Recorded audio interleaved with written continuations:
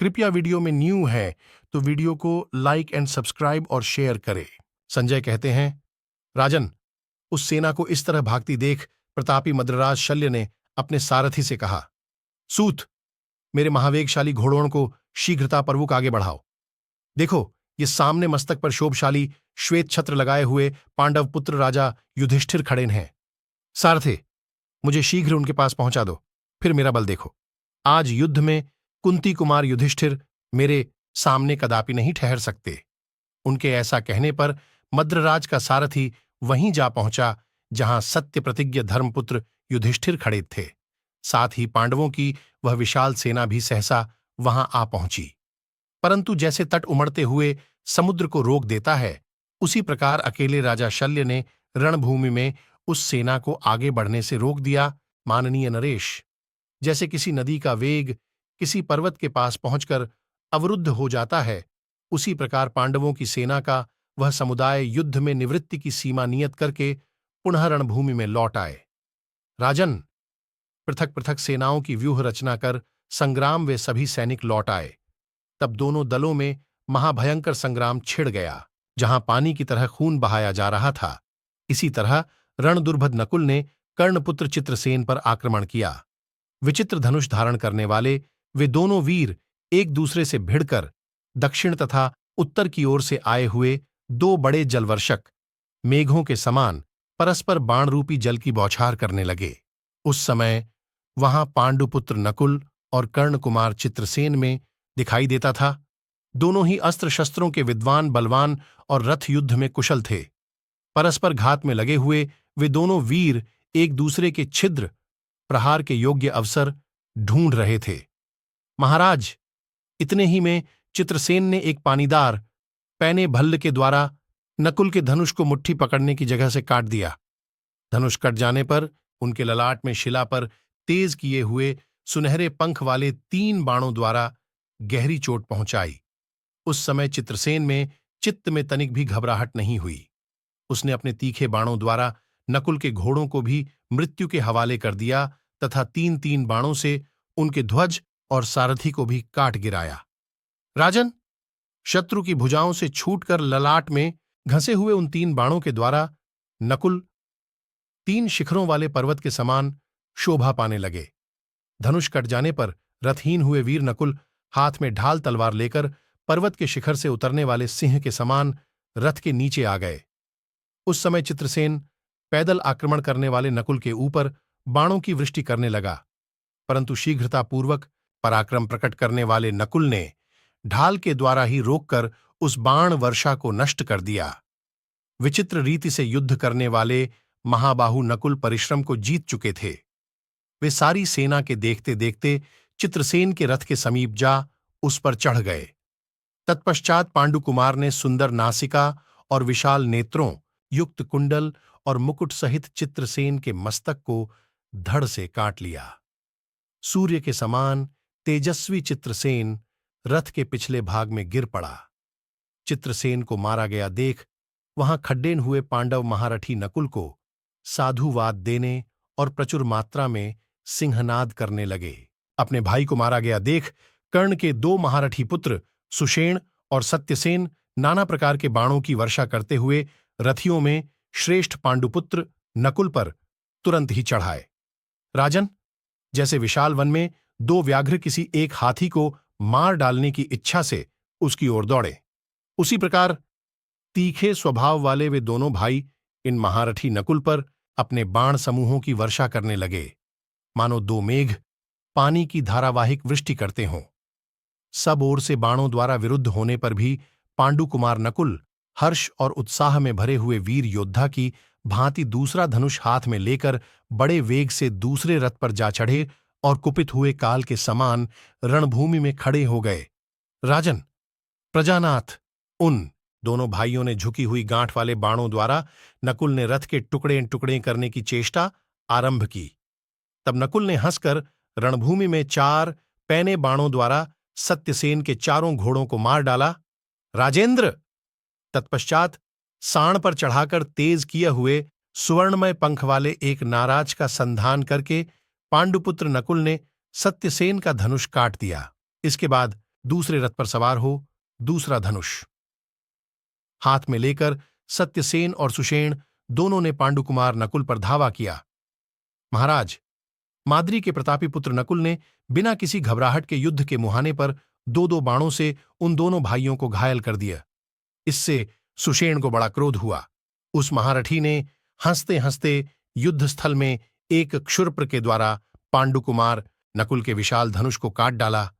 फिर तो नकुल क्रोध से तमतमा उठे और दूसरा धनुष लेकर उन्होंने 5 बाणों से सुषेण को घायल करके एक से उसकी ध्वजा को भी काट डाला।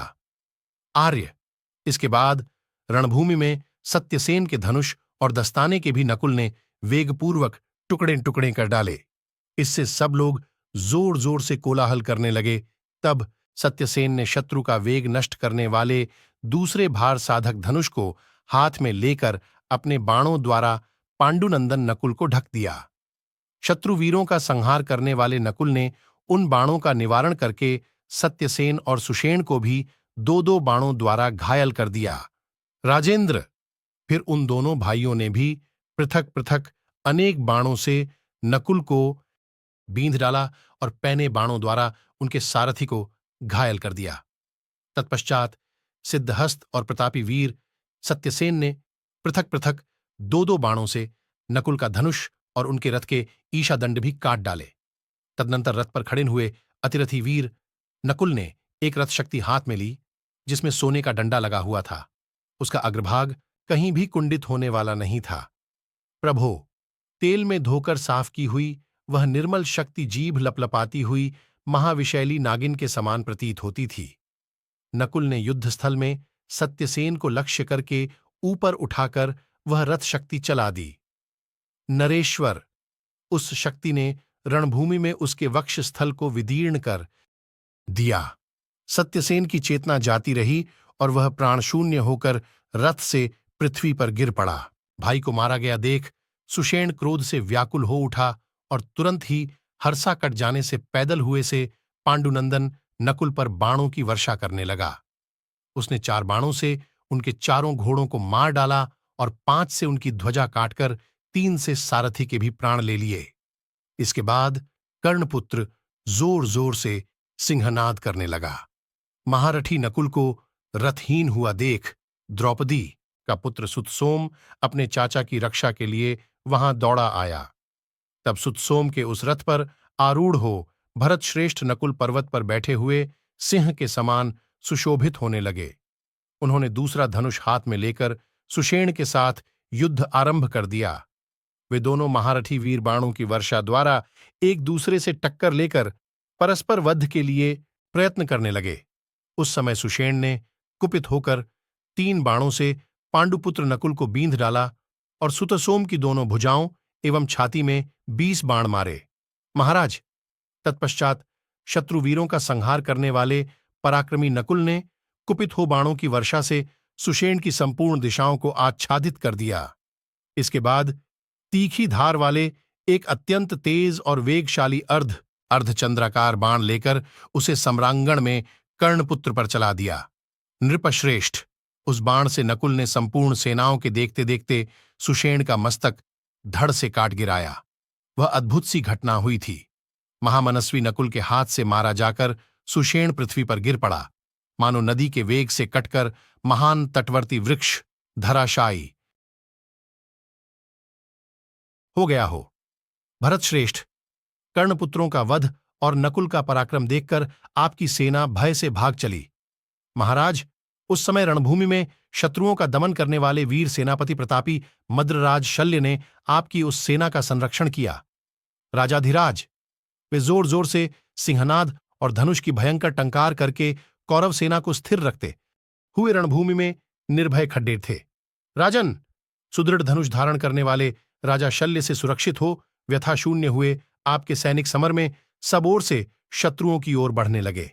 नरेश्वर, आपकी विशाल सेना महाधनुर्धर मद्रराज शल्य को चारों ओर से घेर कर शत्रुओं के साथ युद्ध के लिए खड़ी हो गई। उधर से सात्विकी, भीमसेन और माद्री कुमार, पांडुनंदन, नकुल सहदेव, शत्रुदमन एवं लज्जाशील युधिष्ठिर को आगे करके चढ़ाए। रणभूमि में वे सभी वीर युधिष्ठिर को बीच में करके सिंहनाद करने, बाणों और शंखों की तीव्र ध्वनि फैलाने तथा भांति भांति से गर्जना करने लगे। इसी प्रकार आपके समस्त सैनिक मद्रराज को चारों ओर से घेरकर रोष और आवेश से युक्त हो पुनः युद्ध में ही रुचि दिखाने लगे। तदनंतर मृत्यु को ही युद्ध के निवृत्ति का निमित्त बनाकर आपके और शत्रु पक्ष के योद्धाओं में घोर युद्ध आरंभ हो गया, जो कायरों का भय बढ़ाने वाला था।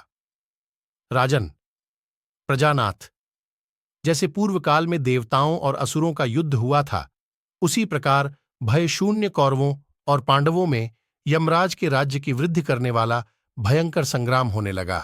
नरेश्वर, तदनंतर पांडुनंदन कपिध्वज अर्जुन ने भी संशप्तकों का संहार करके रणभूमि में उस कौरव सेना पर आक्रमण किया। इसी प्रकार धृष्टद्युम्न आदि समस्त पांडव वीर पैने बाणों की वर्षा करते हुए आपकी उस सेना पर चढ़ आए।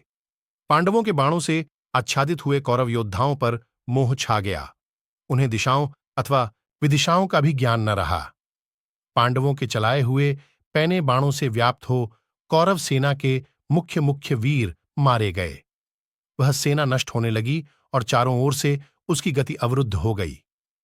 राजन, महारथी पांडुपुत्र कौरव सेना का वध करने लगे। इसी प्रकार आपके पुत्र भी पांडव सेना के सैकड़ों हजारों वीरों का सम्रांगण में सब ओर से अपने बाणों द्वारा संहार करने लगे। जैसे वर्षा काल में दो नदियां एक दूसरी के जल से भरकर व्याकुल सी हो उठती हैं, उसी प्रकार आपस की मार खाती हुई वे दोनों सेनाएं अत्यंत संतप्त हो उठीं। राजेंद्र, उस अवस्था में उस महासमर में खड़े हुए आपके और पांडव योद्धाओं के मन में भी दुस्सह एवं भारी भय समा गया। महाभारत की ऐसी कई रोचक कहानियां हैं जो हम आपको बताते रहेंगे। हमसे जुड़े रहने के लिए हमारे चैनल को सब्सक्राइब कीजिए। आपका बहुत बहुत धन्यवाद।